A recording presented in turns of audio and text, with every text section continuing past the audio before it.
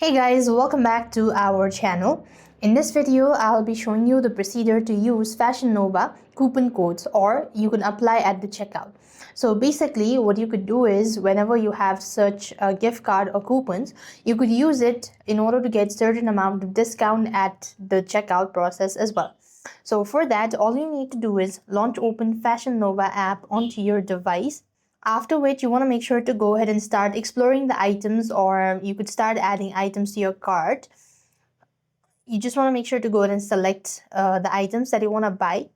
Let me just go ahead and randomly pick everything up for now. I'm just going to go ahead and select the size, quality, all that, and simply tap add to bag. Once you're done adding the product to your bag, and if you are done shopping, you could just go to view bag. When you do this, you have these enter discount code right in the top. You could just go ahead and simply tap onto the space and type in your code, and then you could simply tap apply. If the information seems to be valid enough, you'll have certainly get certain amount of discount on your purchase, and you could simply go to checkout, and this way you're supposed to use Fashion Nova coupon code. You could also save it for later use by going to your settings. You could just go to the settings in your home page and save it for later use as well.